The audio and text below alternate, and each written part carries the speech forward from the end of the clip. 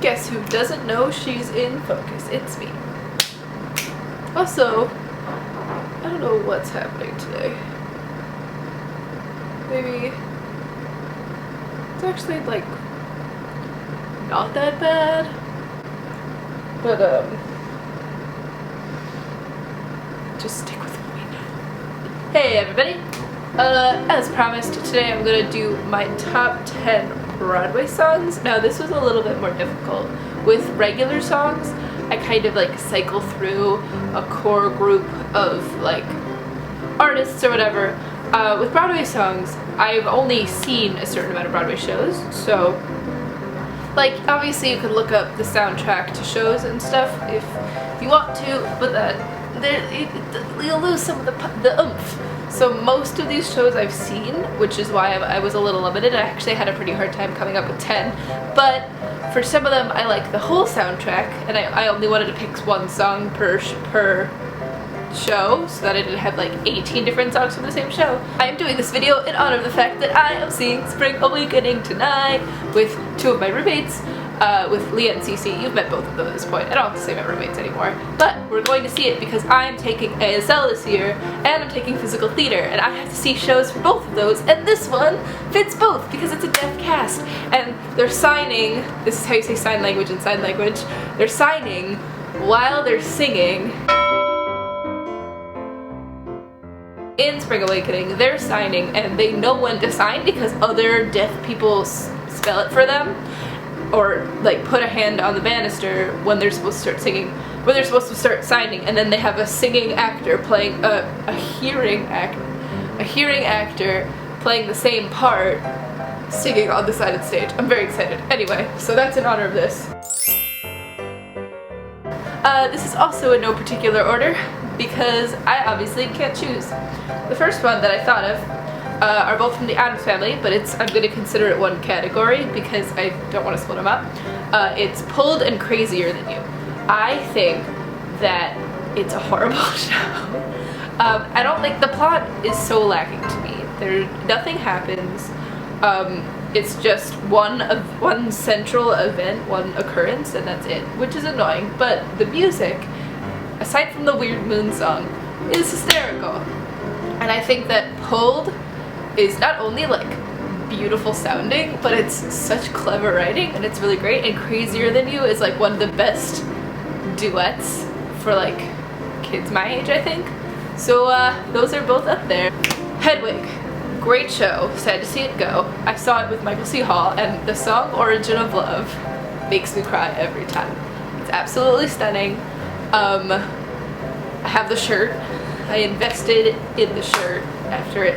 You know it's a good show when you like are desperate to buy the merchandise afterwards. Like usually it's like, oh, it'd be really cool if I had the shirt, but I don't need it. I ran to the merchandise table after Hedwig and was like, give me that shirt, it's mine now. It's an amazing song. The visuals and the graphics and stuff, when they perform it, they put a scrim in front and light it from the back so you can see everybody from the back, and they put this projection work on it that's all like doodly and artsy, and it looks like it's fabulous. Moving on.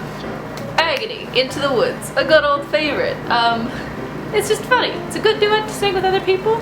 I wish that the movie had included more of the second act, because they totally Disneyfied it and like took away all the horribleness, which is fine. Like you expect that whenever Disney turns something into a movie. They're obviously not going to do the Brothers Grimm version of the fairy tale, they're going to do the happy ending. And the play Into the Woods has a happy ending, has an unhappy ending, and they kept the unhappiness, but they took out some of like the darker stuff. But whatever. Agony is a great song. The Reprise is also amazing, which was not in the musical. This doesn't technically count as Broadway because it was off Broadway and it's coming to Broadway next Broadway season, but the musical Heathers is phenomenal. I like all of the music. I want to do any one of JD's songs gender swapped. I want to basically be that character, but gender swapped says a lot about me as a human being. But the two songs that I love are Dead Girl Walking and 17. And meant to be together. What is it? Meant to be together, supposed to be together, whatever. The one where he goes, no, and left me out, and that you should be dead. Put, and the one where he goes. That's such a good song. Also Freeze Your Brain. Also just the whole soundtrack is amazing. I memorized every word of it over the summer. I just listened to it through and through and through. It's great. I have not seen Next to Normal. I also don't know what it's about, which is horrible. But the song Superboy and the Invisible Girl is amazing, and I'm always singing it, and it's so pretty, and it's sad, but it's really pretty, and it's fun to sing. Moving right along. Songs to walk down the streets of New York City to. Number 1, Bend and Snap from Legally Blonde. Oh my god, such a confidence boost. So much fun. You're just like, it takes some self-esteem. The sexier you see. And you like walk with that bounce and you're stepping in like, I am hot as shit. Look at me go. Boom, boom, boom. So, A Little Priest from Sweeney Todd. Also, just the whole Sweeney Todd soundtrack. I love Sweeney Todd. I want to be Sweeney Todd in a gender swap production. Also, I think I just want to be a male character, because male characters are typically better written characters than female characters. So I just want to be... I also just want to sing. I want to be able to sing, which is a big thing for me, I guess. But whatever. That's another thing I want. A Little Priest.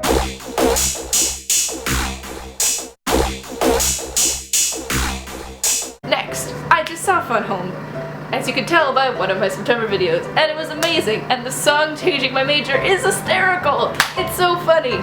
Finally, a goodie, an oldie but a goodie, Master of the House from Les Mis.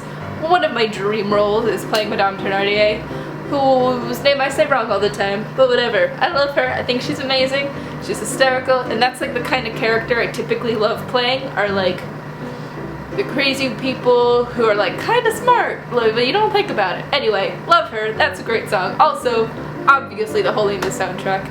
That was the soundtrack that we would listen to in long car rides when I was growing up, and Mom would pause and explain what was gonna happen between each song, and I just knew the story from as long as I could remember. And one of my favorite Les Mis based stories is Mom used to always skip Lovely Ladies because it's about prostitutes and we were children.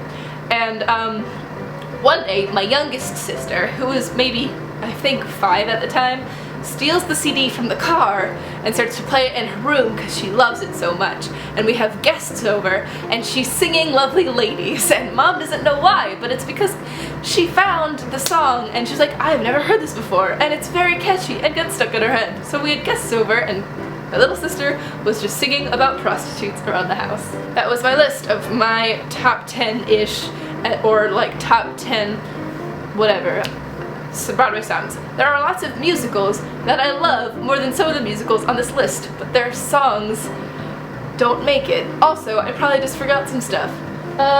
Let me know in the comments below what are your top 10 Broadway songs, or if you like this kind of video and want me to keep making them. I think they're kind of fun. I like top 10 videos because I get to talk about stuff I love, and then maybe you get to love them too someday, which is a cool thing. Anyway, I'm gonna go. Goodbye. Oh, I have to do my thing. It's 18.